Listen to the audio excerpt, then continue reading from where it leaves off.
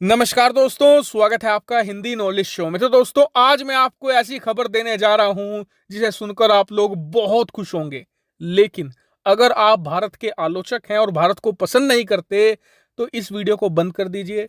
ये आपकी सेहत के लिए बेहतर होगा, वरना आपका खून तो जलेगा ही, बीपी अलग से बढ़ेगा। तो इसी एडवाइजरी के साथ वीडियो की शुरुआत करते हैं।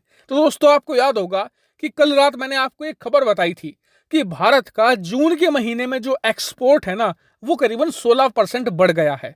लेकिन साथ ही ये भी बताया था कि भारत का जो ट्रेड डेफिसिट है, यानी व्यापार घाटा, वो भी बढ़ा है करीबन 25 अरब डॉलर। मतलब कि भारत ने करीबन 43 अरब डॉलर का सामान दूसरे देशों को बेचा, उसके बदले में हमने 63 बिलियन का सामान आयात किया है और इसकी वजह से हमें करीबन 25 अरब डॉलर का महीने में नुकसान हुआ है। और मैंने आपको यह भी बताया था कि इसका कारण है तेल की कीमतें बढ़ चुकी हैं और भारत ने पिछले महीने बहुत सारा कच्चा तेल भी आयात किया है।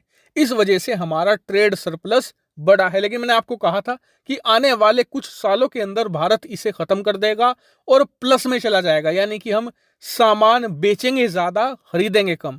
इस पर बहुत सारे लोगों ने उस वीडियो के कमेंट सेक्शन में कमेंट करना शुरू कर दिया कि ऐसा होना असंभव है, भारतीय इतिहास में आज तक हुआ ही नहीं ऐसा, ये तो नामुमकिन चीज है। लेकिन हैरानी वाली बात यह हुई कि उस वीडियो को बनाने के मात्र 8 घंटे बाद ही एक ऐसी खबर आई जो उन सभी हेटर्स के मुंह बंद करने जा रही है। लेकिन ये बताने से पहले मैं आपसे रिक्वेस्ट करूंगा कि प्लीज वीडियो को अंत तक देखिएगा, मैं आपको बहुत सारी चीजें बताने जा रहा हूं।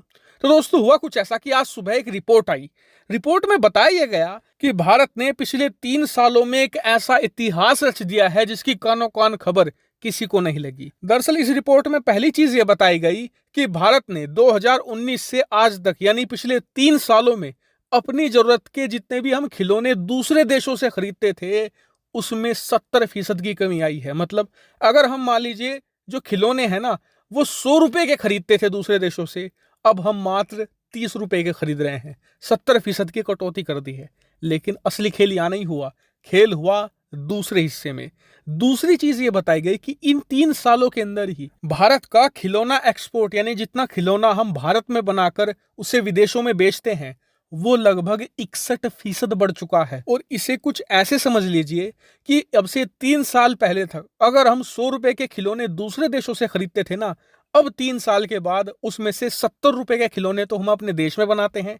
इसके अलावा करीबन 61 रुपए के खिलौने हम और दूसरे देशों को भी बेच रहे हैं। यानी कि खिलौना व्यापार में भारत सरप्लस में जा चुका है। जो ट्रेड डेफिसिट था 3 सालों के अंदर भारत ने ना सिर्फ खत्म कर दिया, बल्कि अब खिलौना मार्केट को डोमिनेट करने की पोजीशन में आ रहा है भारत। और ये महत्वपूर्ण क्यों है? दरअसल आप स्क्रीन पर डाटा देखिए।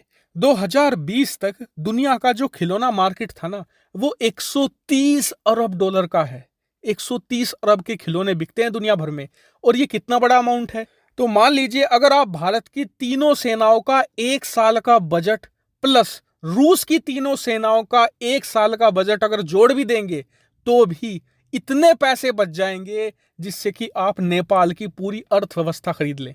ये इतनी ज्यादा बड़ी अमाउंट है। और आज 2 साल के बाद खिलौना मार्केट ना 140 अरब का हो चुका है और आने वाले 5 सालों में ये 200 से लेकर 250 बिलियन का होने जा रहा है।